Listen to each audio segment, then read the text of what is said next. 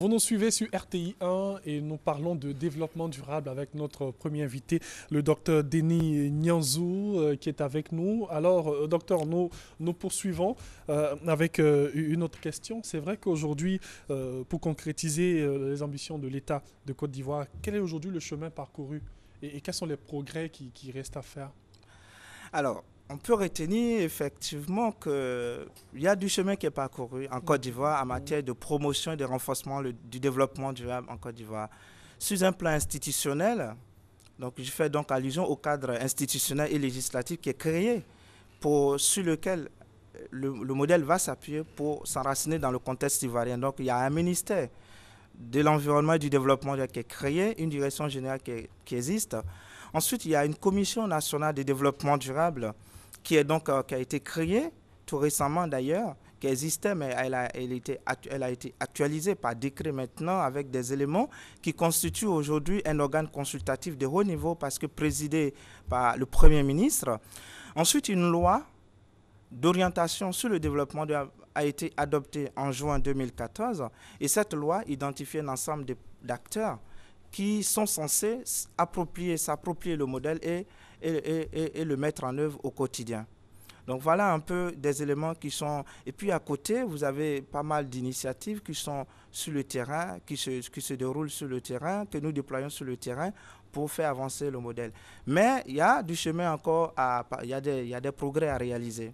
Et au niveau des progrès à réaliser, on peut retenir que la loi d'orientation sur le développement durable prévoit un ensemble de décrets d'application de la loi, parce que sans les décrets d'application de la loi, voilà, on aura quand même quelque part quelques difficultés à faire avancer l'ambition de l'État. Et donc, un ensemble de décrets d'application existe sur lesquels nous travaillons, notamment le décret qui doit créer les modalités de mise en œuvre de la responsabilité sociétale des entreprises. Donc, c'est l'engagement du secteur privé dans ce processus de développement durable. Donc, nous travaillons sur ces décrets-là. Et ensuite, il y a les progrès qui restent à réaliser. Il faut que nous parvenions à relever le défi de la transversalité de la problématique. C'est-à-dire que nous devons expliquer à tous les différents acteurs, que ce soit aux acteurs qui sont dans le secteur du transport, aux acteurs qui sont dans le secteur de l'agriculture, que ce soit les acteurs qui sont dans le domaine du tourisme. Il faut que nous arrivions à leur expliquer que la problématique du développement est une problématique transversale qui se diffuse parfaitement dans tous les secteurs d'activité. Au niveau du tourisme, on parle aujourd'hui de tourisme durable. Au niveau de l'agriculture, on parle d'agriculture durable. Au niveau du transport, on parle de transport durable. Et en fait, à chaque secteur, il y a des bonnes pratiques qui sont là et qui peuvent accompagner les acteurs de ce secteur-là à innover et à s'inscrire dans ce processus de développement. Et c'est le travail que nous essayons de faire tous les jours, donc au quotidien, pour concrétiser donc la vision du gouvernement en la matière. Au niveau de votre ministère de tutelle, quelles sont les stratégies? Alors, nous avons... il faut dire que pour faire avancer, pour avancer sur les missions qui sont les missions du ministère de l'Environnement et pour concrétiser bien évidemment la vision du gouvernement en matière de développement durable, 4 axes stratégiques d'action. Nous travaillons sur 4 axes stratégiques d'action. Il y a la mobilisation des services de l'État et les collectivités territoriales parce que justement, l'État ayant formalisé le modèle devrait pouvoir donner l'exemple à suivre. Et donc, il y a l'axe de travail avec les services de l'État et les collectivités territoriales. Et à ce niveau-là, depuis l'année dernière, bien évidemment, on a commencé quand même à faire beaucoup de choses, mais depuis l'année dernière, le ministère de l'Environnement et du Développement durable a institué un grand événement pour pouvoir mobiliser tous les services de l'État autour d'un événement qu'on appelle les journées interministérielles d'opérationnalisation du développement durable. Et dans le cadre de ces journées-là, nous faisons de la formation, de la sensibilisation, du renforcement des capacités. Et donc, on vient de faire la 2e édition, il y a juste depuis lundi, qui a été même couvert par la RTI. Et ensuite, il y a l'axe qui est dédié spécifiquement au secteur privé, parce que ce sont les acteurs qui sont identifiés par la loi d'orientation sur le développement. Il y a l'État, le secteur privé, la société civile et les collectivités territoriales. Donc, au niveau du secteur privé, nous avons également institué un événement depuis l'année dernière qu'on appelle les Assises nationales du développement durable dans le secteur privé. au niveau donc de cet événement, nous essayons d'expliquer la vision du gouvernement à tous les acteurs du secteur privé. Ça porte notamment sur les questions de santé et sécurité au travail, sinon les risques de façon globale, les risques professionnels, donc les questions de santé et sécurité au travail, les questions de maladies professionnelles, les questions aussi de conditions de travail, sinon de respect des différents engagements que l'État de Côte d'Ivoire a pris, notamment la ratification des conventions internationales en matière de travail, donc des droits du travail. Donc comment ces questions-là sont traitées dans le monde de l'entreprise. Donc nous les accompagnons à comprendre, à mieux appréhender ces questions-là et à les opérationnaliser sur le terrain.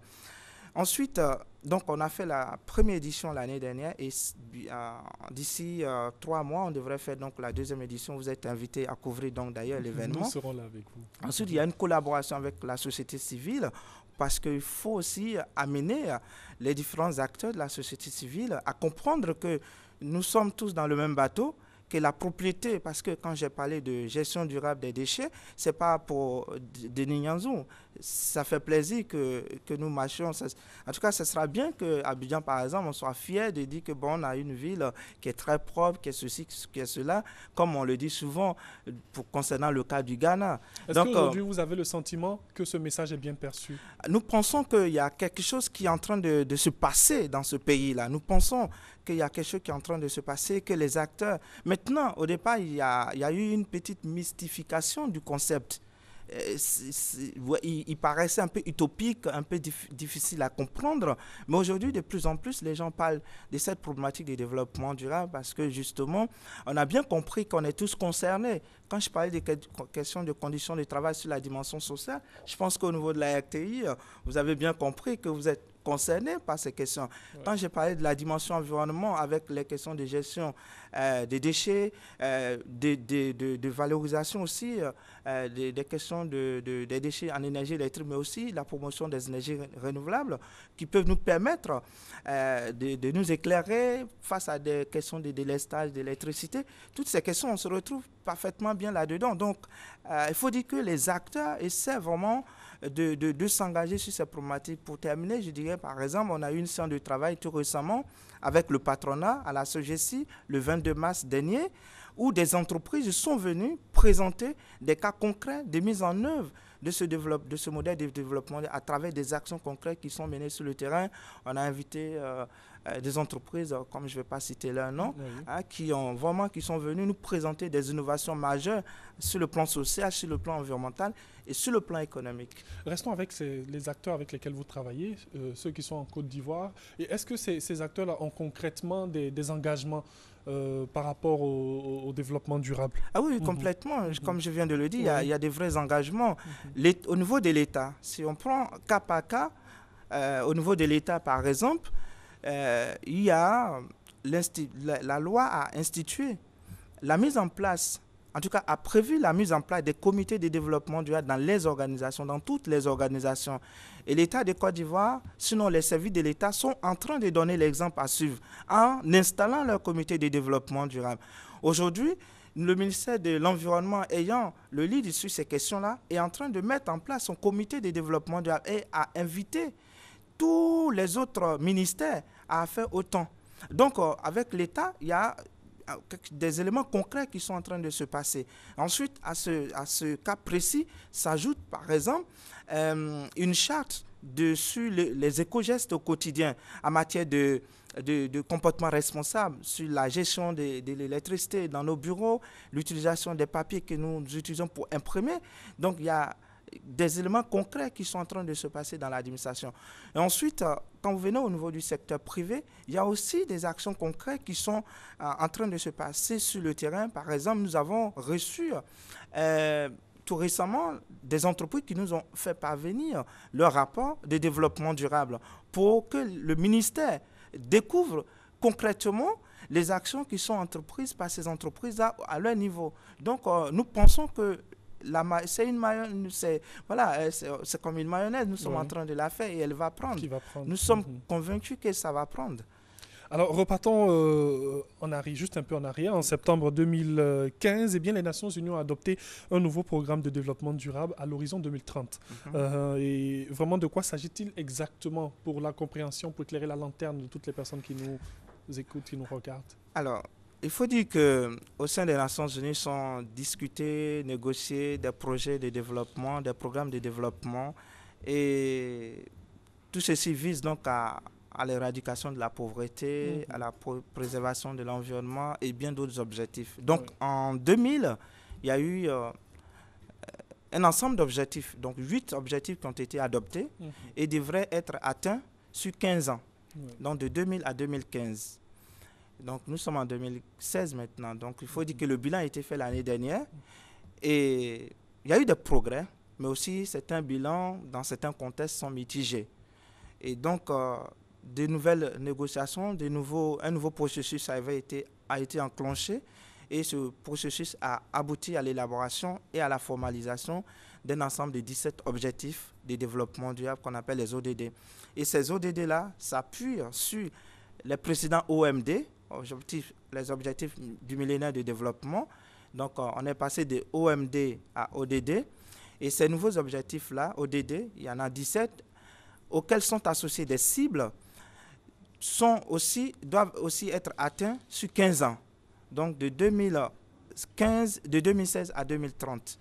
Et donc la Côte d'Ivoire a participé à ce processus d'élaboration et d'adoption de ces 17 objectifs de développement durable.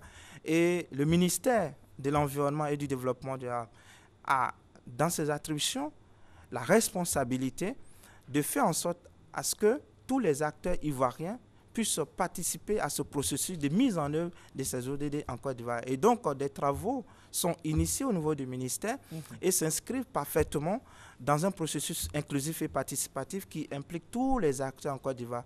Dans ce cadre-là, et pour terminer, nous sommes en train de rencontrer toutes les parties prenantes, tous les acteurs.